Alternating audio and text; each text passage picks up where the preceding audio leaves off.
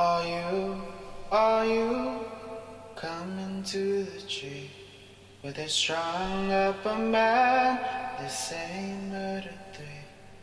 Strange things that happen here, no stranger would it be if we met at midnight in the hanging tree. Welcome to Strange Things, broadcasting from the Arkanasa Radio Studios in Laredo, Texas.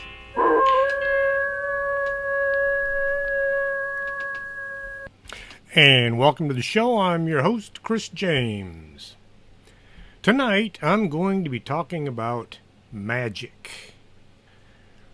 The Merriam-Webster Dictionary defines magic as the use of means, such as charms or spells, believed to have supernatural power over natural forces, or magic rites and incantations. It is also an extraordinary power or influence, seemingly from a supernatural source. Something that seems to cast a spell or an enchantment. The art of producing illusions by sleight of hand.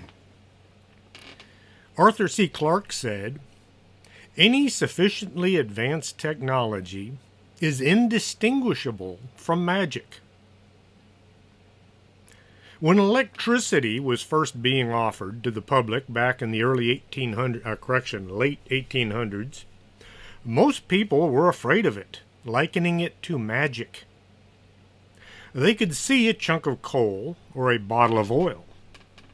Setting these on fire would produce heat and light, as well as smoke and toxic gases. But people were comfortable with coal and oil, thinking they knew what the light was being caused by. Electricity was invisible. It was brighter than oil or coal, but it was also dangerous. People were killed when they touched the high-powered wires.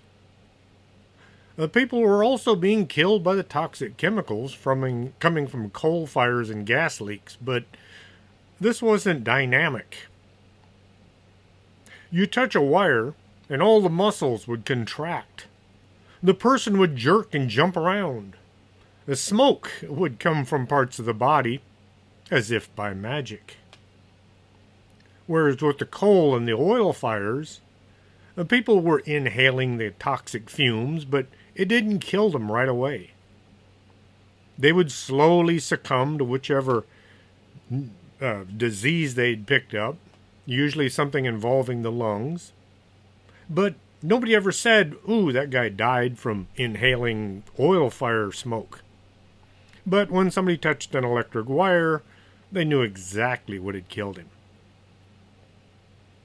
Now, some folks will say that magic comes from the devil. Anyone practicing magic are doing the devil's work. Well, Moses performed magic, and it's written in the Bible. When he was trying to get Pharaoh to release the Israelites, Moses turned his staff into a snake that ate all the snakes created by Pharaoh's magicians. Moses also struck a rock and water came pouring out. Was this magic or an act of God? And then, of course, Jesus performed a lot of magic. For example, when he brought Lazarus back from the dead. If that's not magic, I don't know what is. So, I guess it depends on what you're doing with the magic as to where it might have come from. Exodus 22:18 says, "Do not allow a sorceress to live." In some Bibles it says witch, but there were no witches back when Exodus was written. I'm not going to stew over what the Bible said about magic since I don't read Aramaic and would have to rely on somebody else's interpretation. The word witch was added to the St. James Bible when the interpreters that were translating the Bible knew that James was very much afraid of witchcraft. So they snuck the word witch in to replace the word sorceress. Now, magic has existed as a known performance art since 2700 BC in Egypt. And when the performer Deadeye, something along those lines, not Deadeye as in the shooter, Deadeye, I believe it is, performed an act where he would conjure balls. You've seen the magician where they hold out the empty hand and suddenly there's a bright red ball in their hand. Well, this act was repeated in Rome by Acetabulari, Latin names, between 50 and 300 BC as cups and balls. That would be believed to be between 50 and 300. Otherwise, the guy would live 250 years. The belief in magic and magical powers dated back to the earliest recorded history.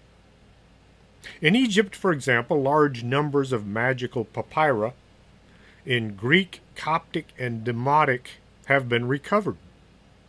These sources contain early instances of much of the magical lore that later became part of Western cultural expectations about the practice of magic, especially ceremonial magic.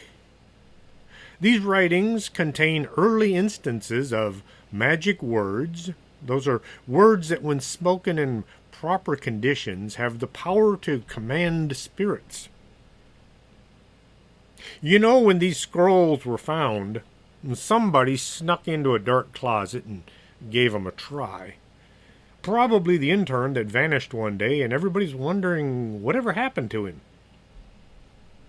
The scrolls told how to use magic wands and other ritual tools. There were scrolls telling how to use a magic circle to defend the magician against the spirits he's invoking. Once you bring something forth from the depths of who knows where, you don't want to be its first conquest. Mysterious symbols or sigils were listed that were useful to invoke spirits. The use of spirit mediums is also documented in these texts. Many of the spells call for a child to be brought to the magic circle to act as a conduit for messages from the spirits.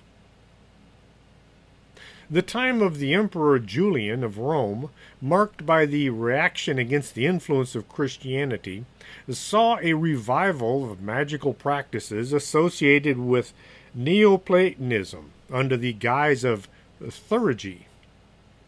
Theurgy describes the practice of rituals, sometimes seen as magical in nature, performed with the intention of invoking the action or evoking the presence of one or more deities, especially with the goal of achieving henosis, which is the uniting with the divine and perfection of oneself.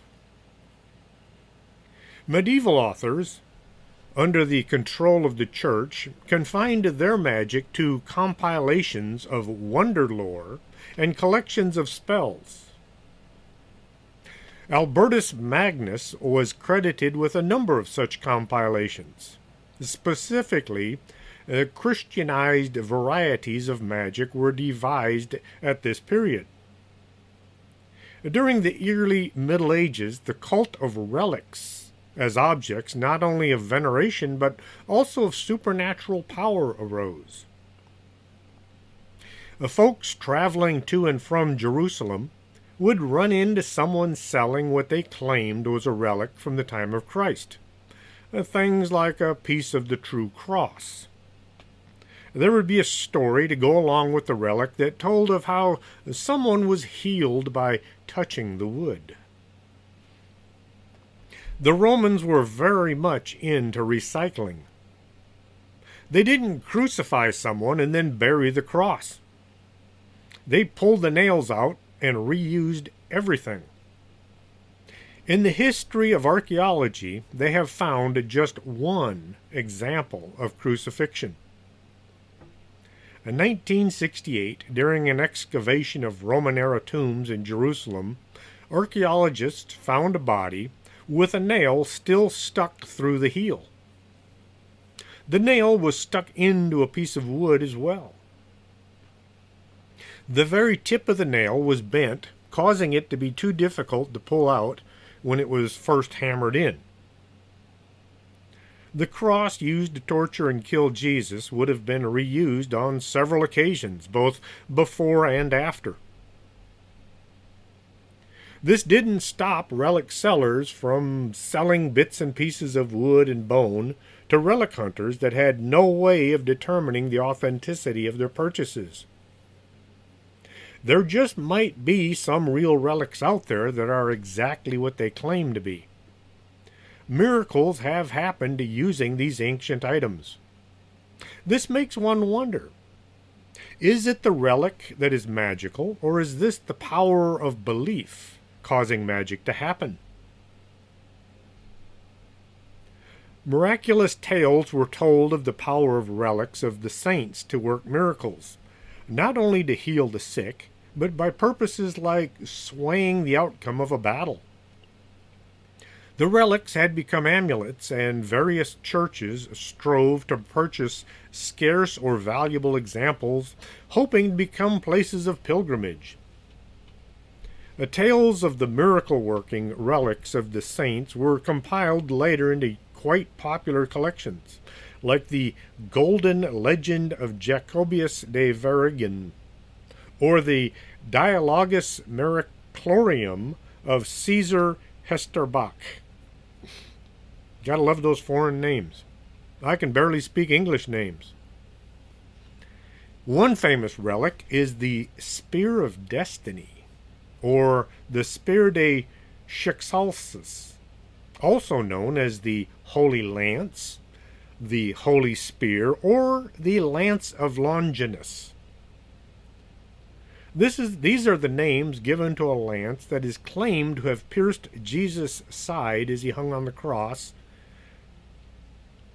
The Spear of Destiny is an ancient weapon, supposedly forged by the equally ancient Hebrew prophet Phineas. There are two different versions of where the Spear of Destiny originated. According to the Hebrew Bible, Phineas was a high priest of Israel during the Exodus from Egypt. He was the grandson of Aaron and son of Eleazar the high priest. Phineas was displeased with the immortality. He was displeased with the immorality with which the Moabites and the Midianites had successfully tempted the people to worship Baal. So he executed an Israelite man and a Midianite woman while they were together in the man's tent. The spear or lance was driven through the man and the woman, pinning them like a couple of bugs in a lab, and thus ending a plague said to have been sent by God to punish the Israelites for sexually intermingling with the Midianites. Phinehas was commended for having stopped Israel's fall into idolatrous practices brought in by the Midianite women, as well as for stopping the desecration of God's sanctuary. The spear used to kill the two became immensely powerful. It was used by many who wanted to rule the world. People like Napoleon and Hitler all used the spear to gain power over others. In another legend, the Spear of Destiny, or Holy Lance, was immensely powerful biblical artifact capable of altering reality. It is mentioned in Judeo-Christian religions. It was an ordinary spear before the Roman soldier Longinus used it to pierce the side of Jesus, seeing to it he died on the cross. The blood of Christ is supposed to have resulted in the spear tip, holding immense supernatural power. There are several spears of destiny. One is in the Wetlischast Schatzkammer Museum in Vienna, Austria. No, I do not speak German either, or Austrian. It's in a museum in Austria. Another is in the St. Peter Basilica in Rome. And the owners of both spears claim that they have the original. Both were found during the Crusades and brought back to Europe. Both are said to be enormously powerful magical devices. There is a third spear, the Echmadaisian lance, which is held in Armenia. This spear is clearly not a weapon. It looks as if somebody manufactured a religious artifact due to its size and the presence of a Greek cross cut into the spear. It was probably made by someone who didn't know what a Roman spear tip looked like.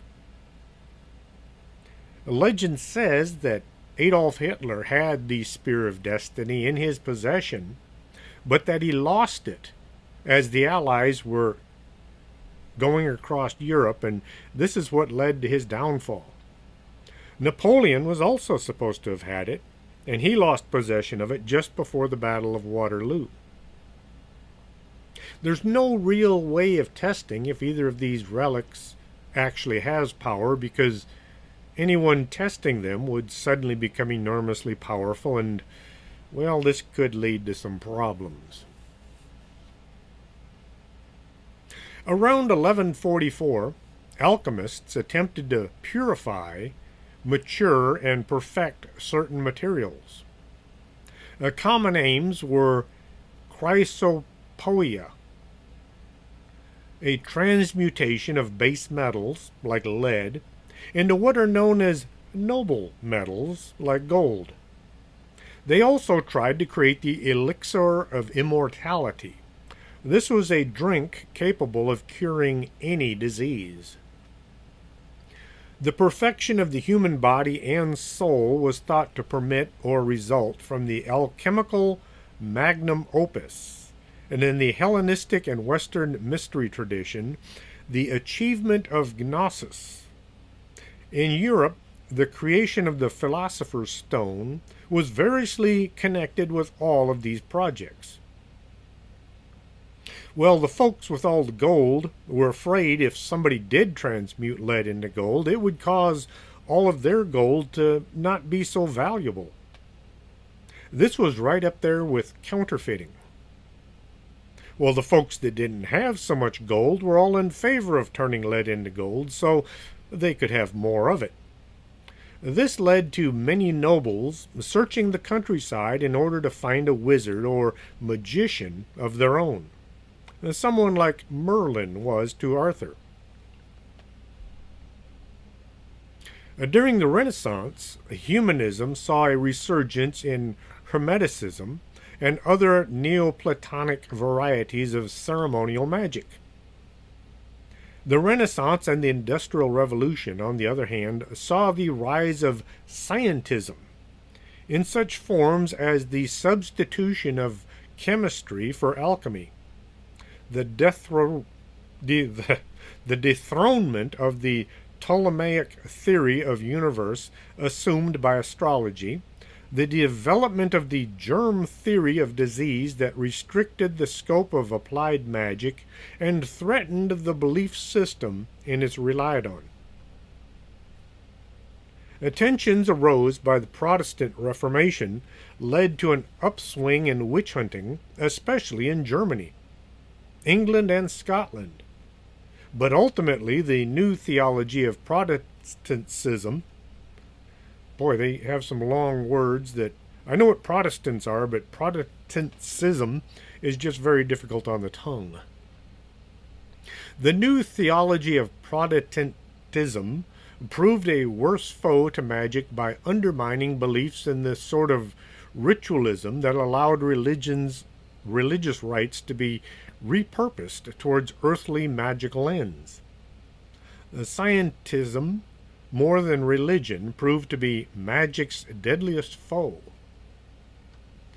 Alongside the ceremonial magic, followed by the better educated, were the everyday activities of folk practitioners of magic across Europe, typified by the cunning folk found in Great Britain.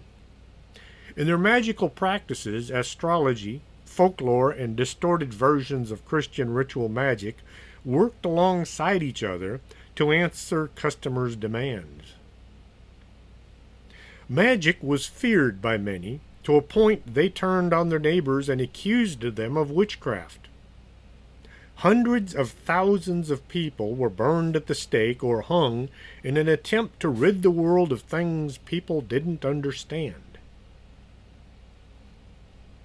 Around the time of the war between the states, or the Civil War, people were concerned about family members that had gone away to fight on either side and were still missing. In an attempt to contact these men, families turned to spiritualism. This was a form of magic that unfortunately was awash in fraud. Most spiritualists were hoaxers, in it just for the money. I'm not about to say that all mediums or folks who can contact the dead were actors. There were some that actually were able to contact folks on the other side. The hard part was figuring out who was real and who was just taking your money. Spiritualism opened the door for magic to move from taboo to mostly accepted. This brought on the age of the stage magicians. A founding figure of modern entertainment magic was Jean Eugene Robert Houdin. That name almost rhymes. He started out working as a clockmaker. At some point in his life, he began to dabble in magic. This led to him performing at fairs to make a few extra bucks. As the demand for his act increased, Eugene opened a magic theater in Paris in 1845. His specialty was constructing mechanical automations that appeared to move and act as if alive, like robots. Magicians safeguard their secrets because once others figure out how a trick is done, it will become common as others use the trick as their own. Many of Robert Houdin's illusions were pirated by his assistants and ended up in the performances of his rivals. John Henry Anderson and Alexander Herman were both rivals of Houdin. That's the problem with when you hire somebody to help you out.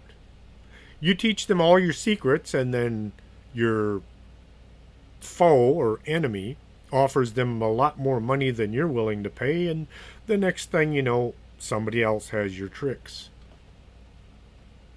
Did you see the movie The Prestige?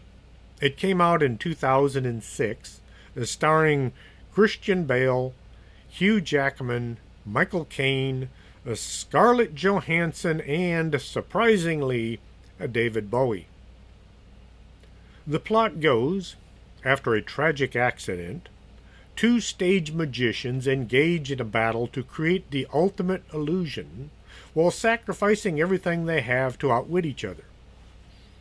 They keep stealing each other's ideas until one turns to Nikola Tesla to create the ultimate stage illusion. Tesla was played by David Bowie. The movie showed the sordid side of stage magic and was well worth watching.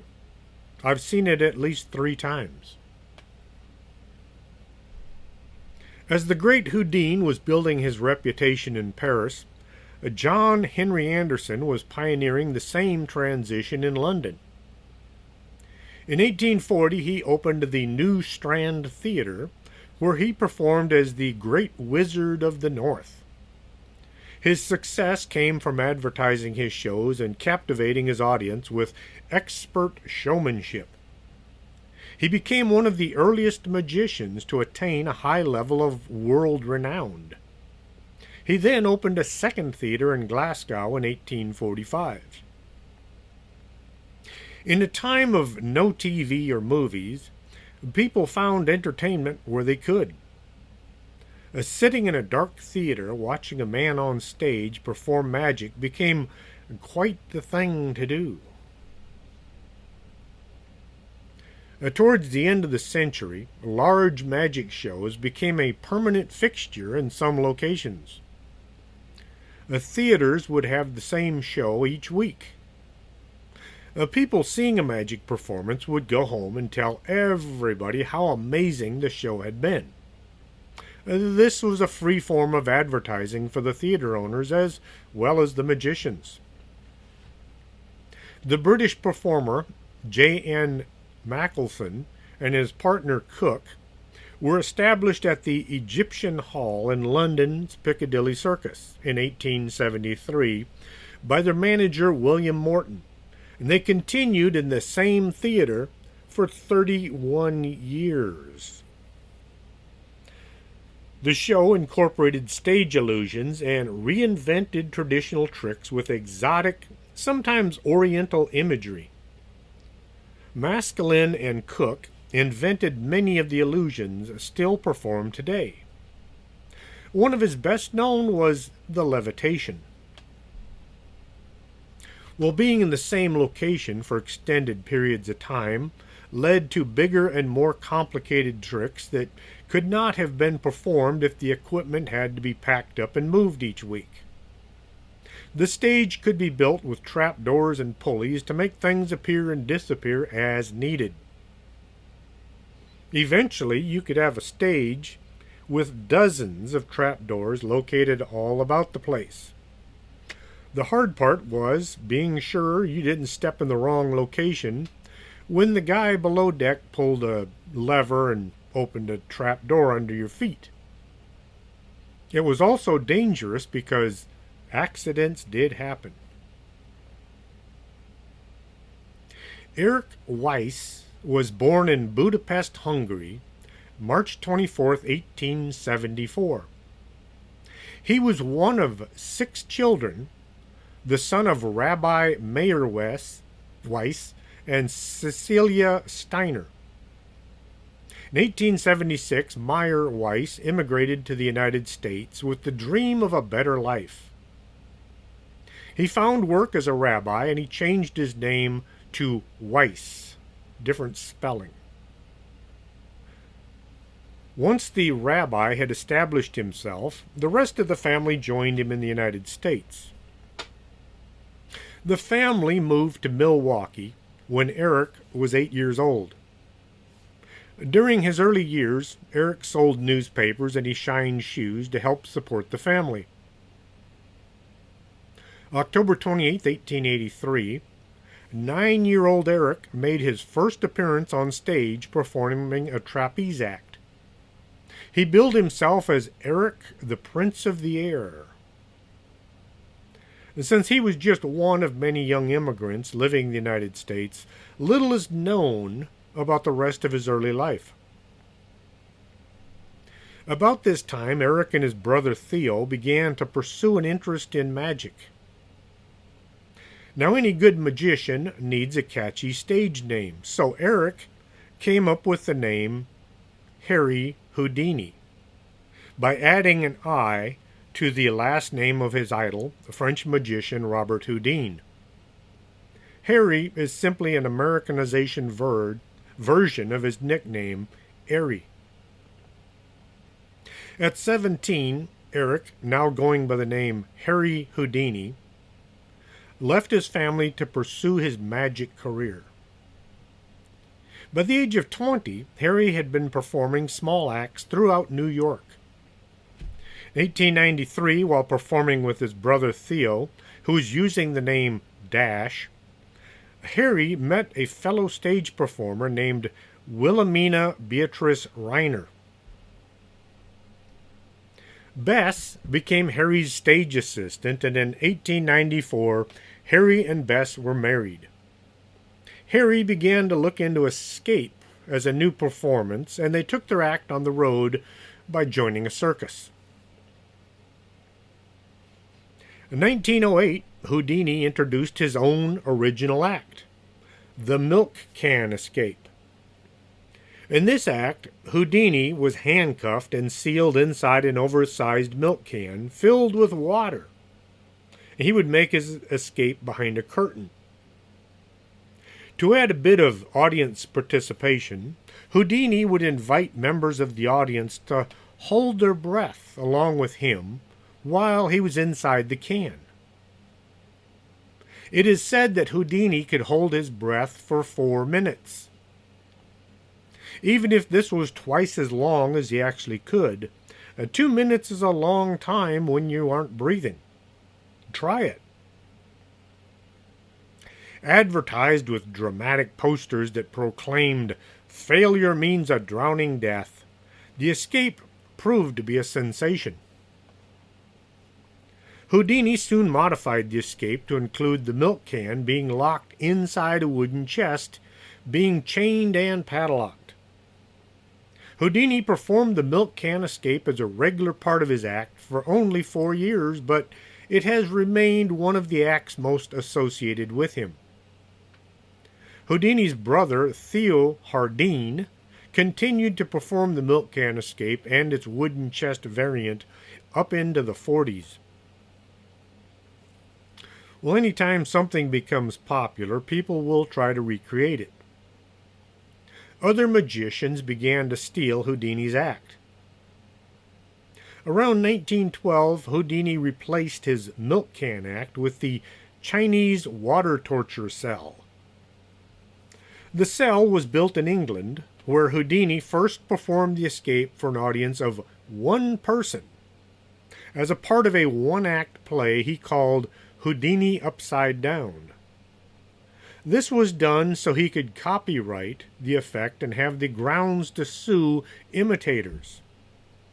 Yes, a few folks tried to imitate Houdini, and he sued them successfully. Houdini's feet were locked in stocks, and he was lowered upside down into a tank filled with water. The cell had a glass front so people could see Houdini being lowered into the water. Then a curtain was pulled across it so nobody could see exactly how the magic was done. In the earliest version of the torture cell, a metal cage was lowered into the water as well, and Houdini was enclosed inside of that. While making the escape more difficult, the cage prevented Houdini from turning around underwater. This made his escape a lot more difficult, so the cage was removed from the act. The escape was advertised as the Chinese water torture cell or the water torture cell, but Houdini always referred to it as the upside down escape. The first public performance of the upside down escape was at the Circus Busch in Berlin, September 21st, 1912. In 1920, Houdini turned his energies towards debunking psychics and mediums, a pursuit that inspired and was followed by latter-day stage magicians. Houdini's training in magic allowed him to expose frauds who had successfully fooled many scientists and academics. He was a member of the Scientific American Committee that offered a cash prize to any medium who could successfully demonstrate supernatural abilities. None was able to do so, and the prize was never collected. Now, don't think Houdini didn't believe in life after death and the ability to communicate with those in another plane. He was very much interested in spirits and ghosts. He just hated those that pretended to be able to contact the dead as a means of stealing other people's money. Harry Houdini died of peritonitis, a secondary to a ruptured appendix, at 1:26 p.m. October 31st, 1926, at Detroit's Grace Hospital. He was 52. Yes, he died on Halloween. He'd had appendicitis, and when it ruptured, the infection spread throughout Houdini's intestines. It's called peritonitis. Before Houdini died, he and his wife agreed that if Houdini found it possible to communicate after death, he would pass on the message, Rosabelle believe? Rosabelle was their favorite song. Bess held yearly seances on Halloween for 10 years after Houdini's death. At one point, she was actually led to believe that they had made contact in 1929 when Arthur Ford conveyed the secret code. Later on, Bess discovered that Ford was a fake. Ford had managed to decipher the code by examining all of Houdini and Bess's activities. Evidence to this effect was discovered by Ford's biographer after he died in 1971. Back in 1936, after the last unsuccessful seance on the roof of the Knickerbocker Hotel, Bess put out the candle that she had kept burning beside the photograph of Houdini since he had died. In 1943, Bess said that 10 years is long enough to wait for any man. Was what Houdini did magic? Do we know how he did what he was able to do? He was a secretive person when it came to his abilities. He could do things no one else could do. He was advertised as being a magician and a stage performer, so I'd say yes, he was into magic. Houdini is considered to be a decent person. What about those who were into magic only in a not-so-nice way? We'll get into that after these brief commercials so I can take a break and rest my throat and drink some coffee, so don't go away. We'll be right back. You're listening to Arkanasa Radio.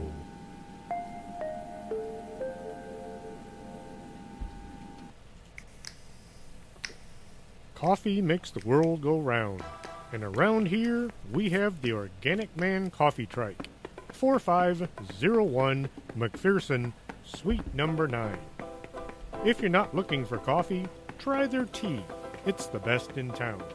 And remember, life is too short to drink bad coffee.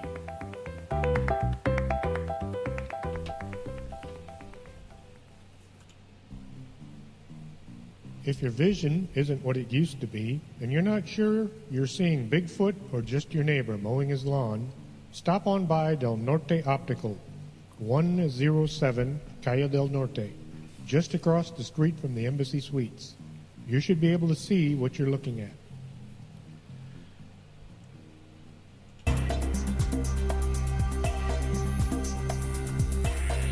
Did you hear a bump in the night and you think it just might be a ghost?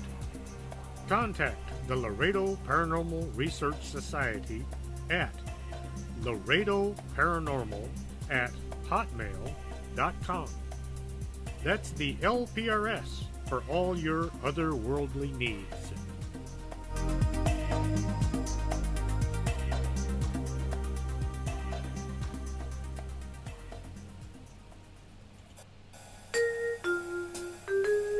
Makeup isn't something you want to just smear on and hope for the best. You might come out looking like Lon Chaney. Call Lourdes James, independent beauty consultant, and get a free makeover to see how makeup should be done. 956-723-3019.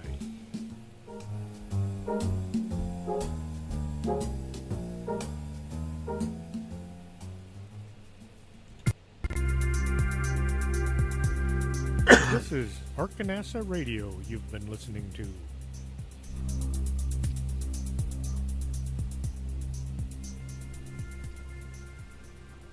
And welcome back to the show. Edward Alexander Crowley was born in Royal Leamington Spa, Warwickshire, England, on October 12, 1875, 1.5 years after Houdini. He also became interested in magic. 1887, around the time of his father's death, Edward began going by the name Alistair.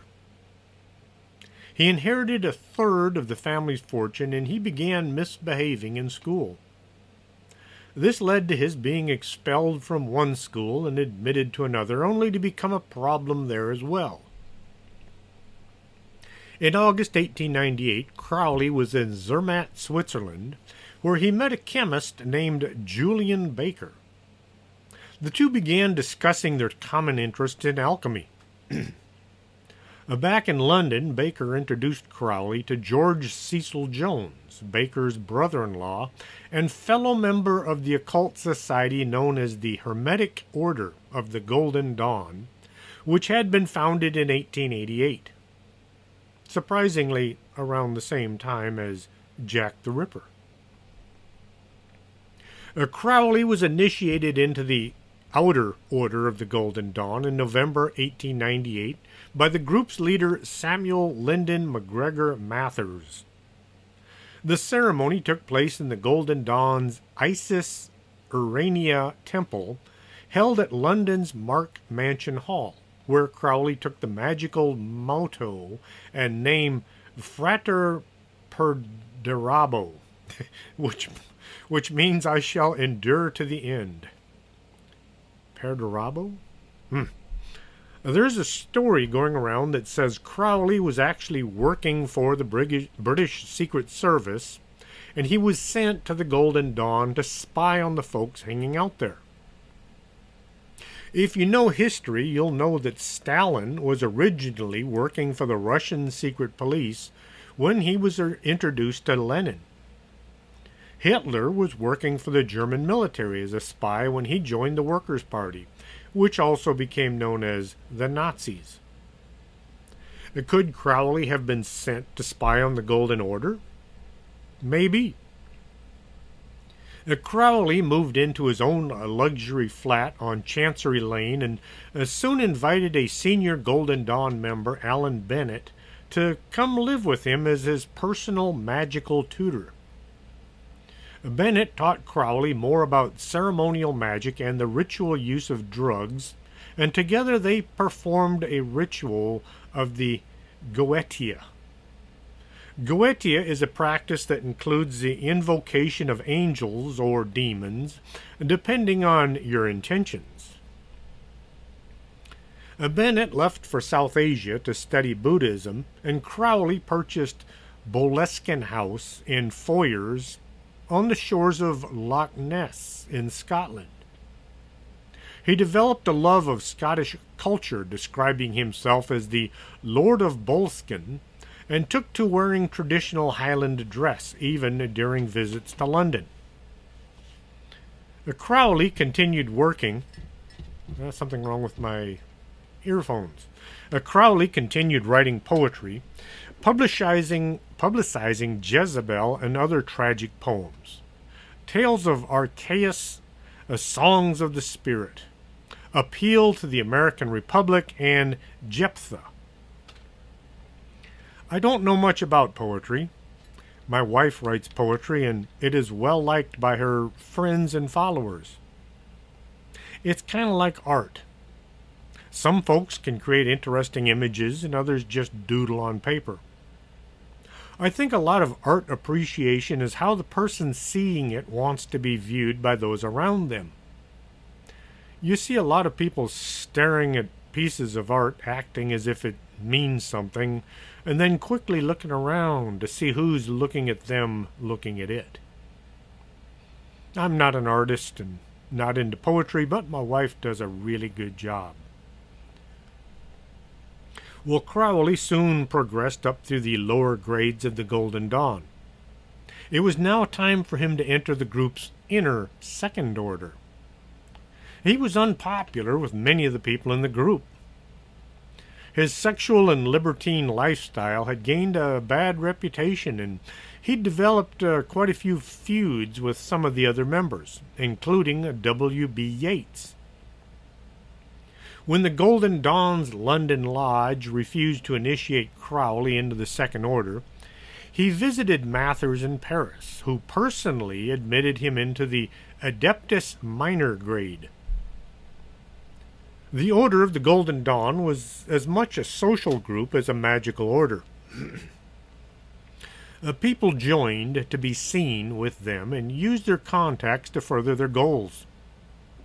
Many of the folks didn't even believe in magic, but they wanted to belong. I've met a few folks at UFO conferences that don't actually believe in aliens, but they want to hang out with what looks like the in crowd. Some go as far as to write books or star in TV shows like, say, David Duchovny from The X-Files.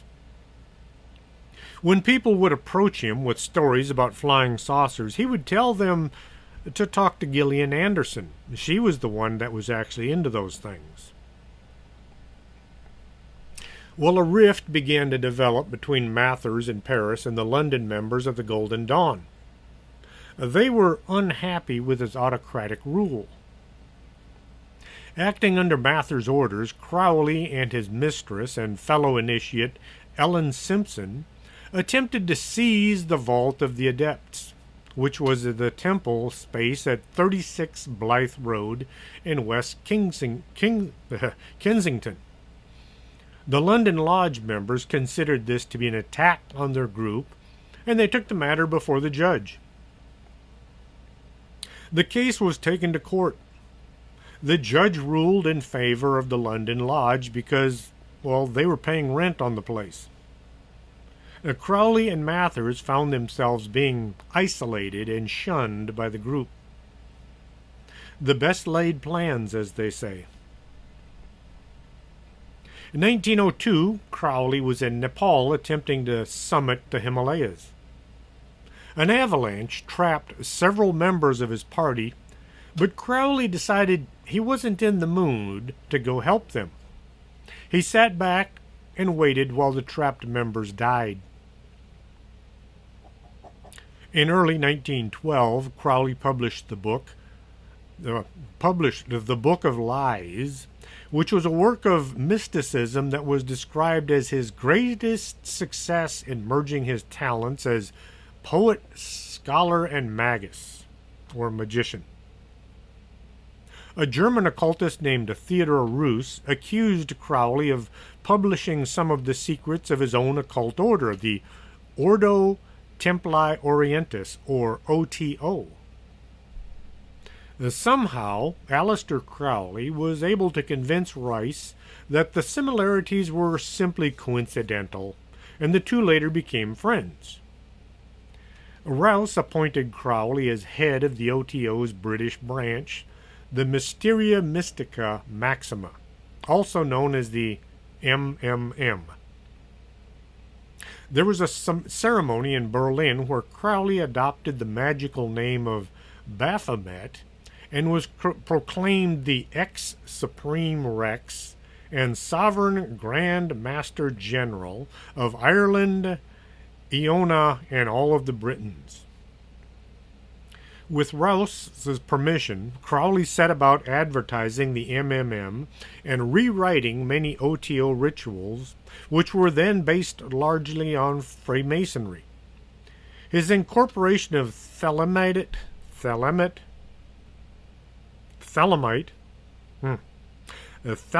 elements proved controversial in the group.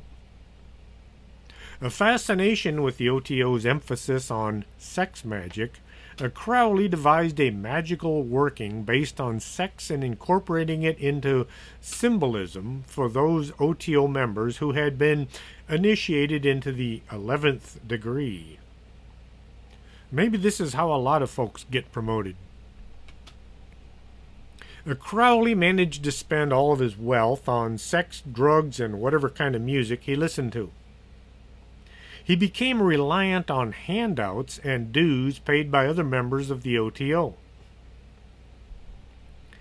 Professing to be of Irish ancestry and a supporter of Irish independence from Great Britain, Crowley began to espouse support for Germany in their war against Britain. He became involved in New York's pro-German movement, and in January 1915, a German spy, George Sylvester Veresek, employed Crowley as a writer for his propagandist paper, The Fatherland. Their motive was to keep the United States neutral during the European conflict. Germany was trying all manners of odd and inventive ways to keep the U.S. out of the war. They tried to get Mexico to invade Texas so the U.S. Army would be tied up down south and not move to the east. There is a rumor that says that Crowley encouraged the German Navy to sink the Lusitania as a show of force to keep the U.S. out of Europe. The same story says he did this to get the people of America mad enough to declare war on Germany. 1,198 people died, and nothing actually came from it.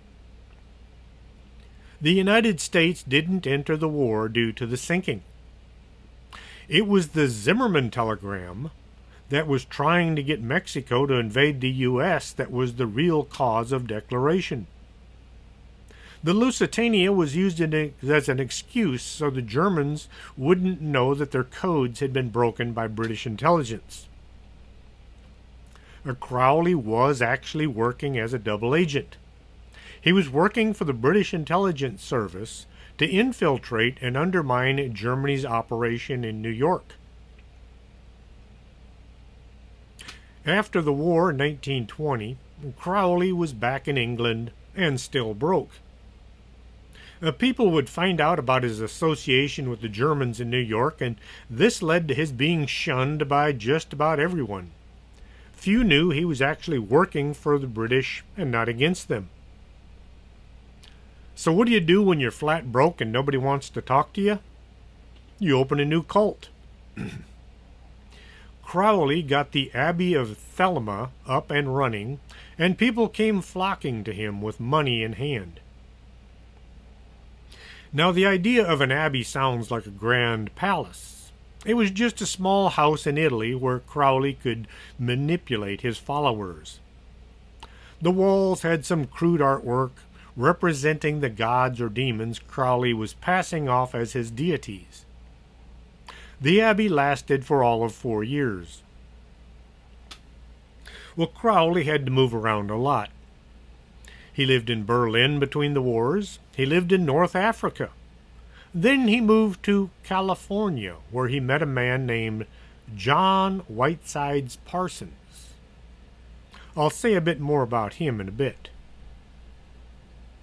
When World War II broke out, Crowley tried to get the military to hire him as a huge cost.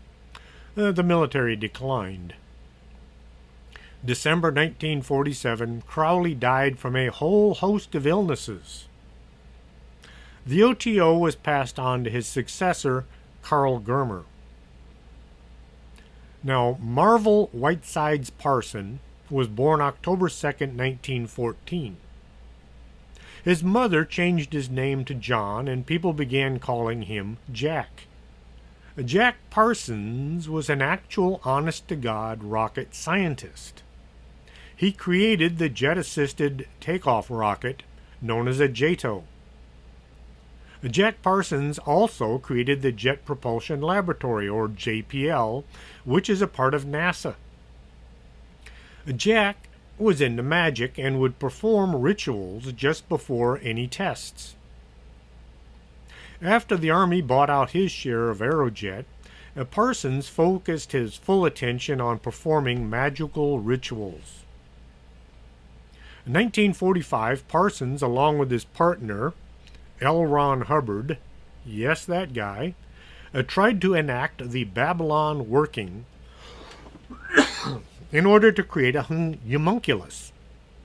A homunculus is a soulless being that will do anything you tell it to do.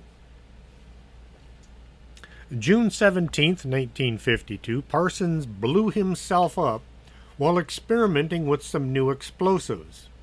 Or at least, that's what we're told happened. Everyone knows Orson Welles from his radio show, War of the Worlds, where a few hundred of his audience were mistaken into believing the show was real. It was nothing like what people said.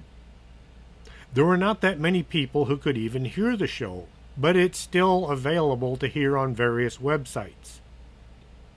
Welles also made a film called Citizen Kane that was very much based on William Randolph Hearst's life, and it led to a lawsuit. People don't think of Orson Welles as being a magician.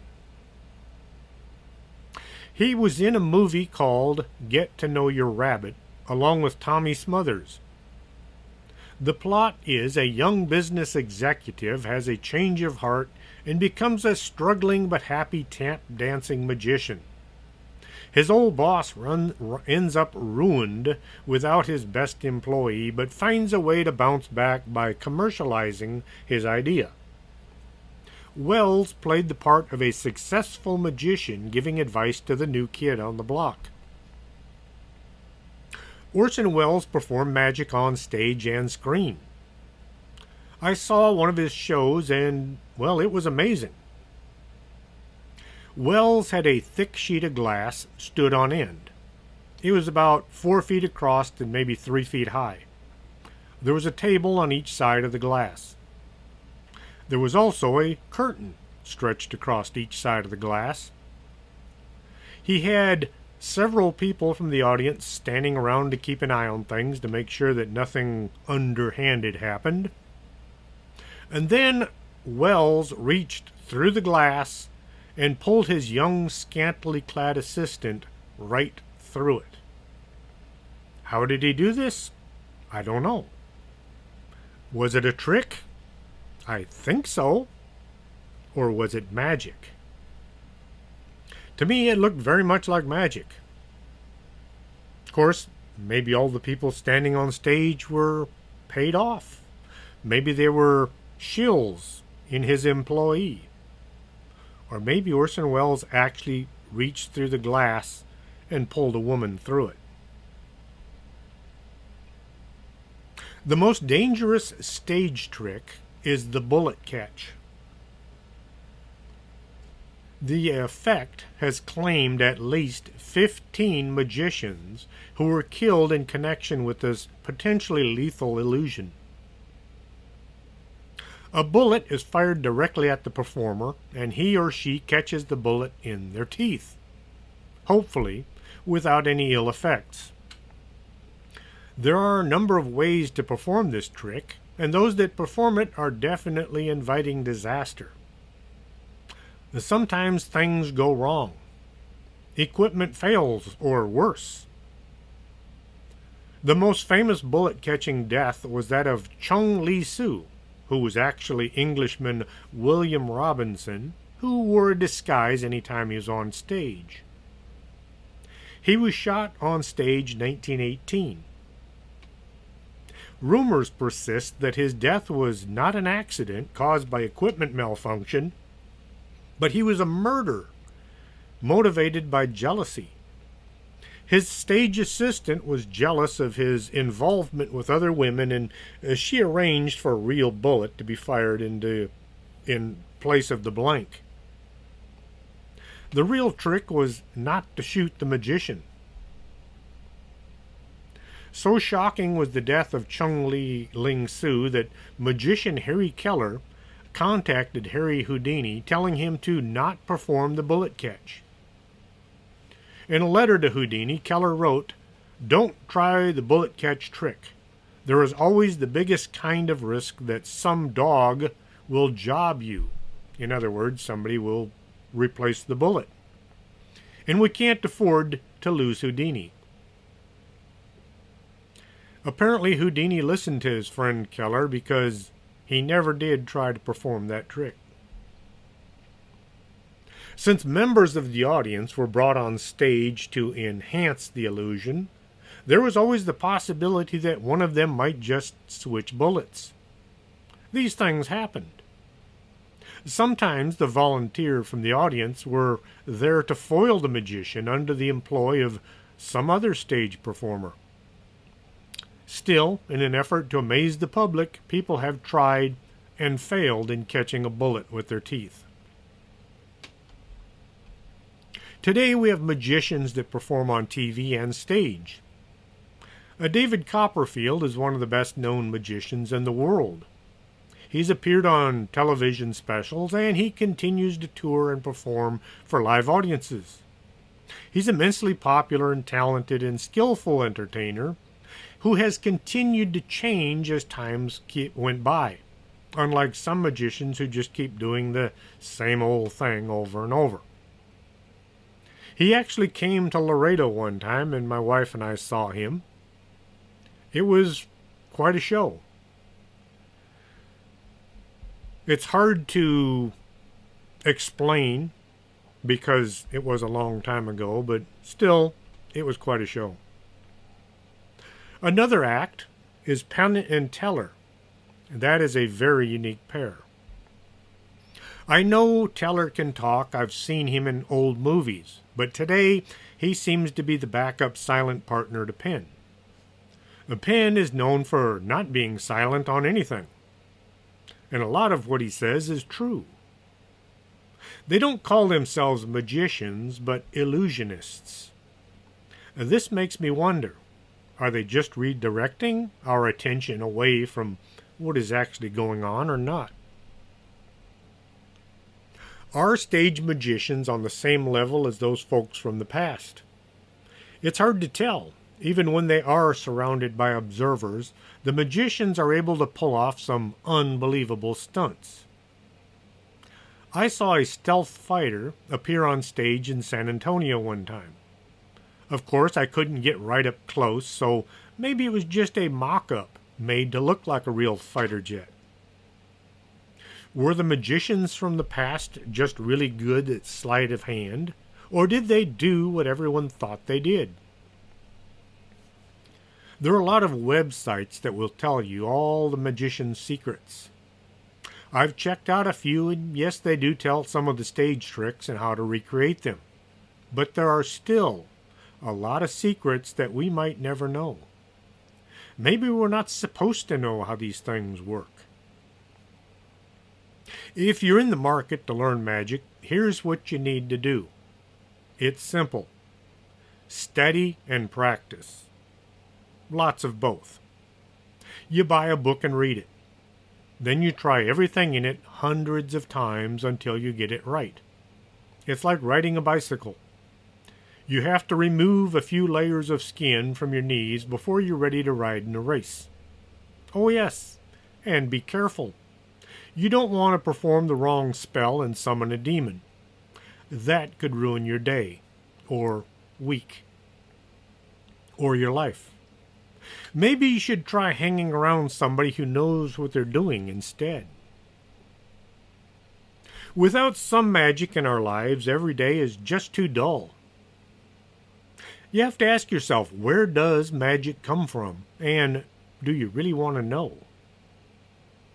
The Book of Magic says it comes from outside or from the natural world around us. Magic can be found in trees, flowers, rocks, streams, rain, and so on. This type of magic is known as universal power. Magic practitioners use objects of nature, such as feathers, pebbles, seashells, and so on, to connect with this power. I would say that magic is a form of energy.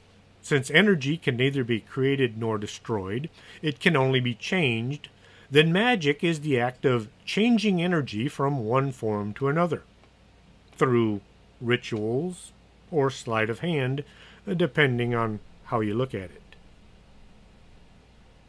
I hope you enjoyed tonight's show. If you did, tell your friends. If you didn't enjoy it, well, I'm sorry, I did my best. Some of those foreign names are just beyond my ability to speak.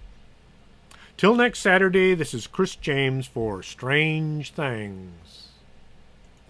Are you coming to the tree where they strung up a man, they say murder 3?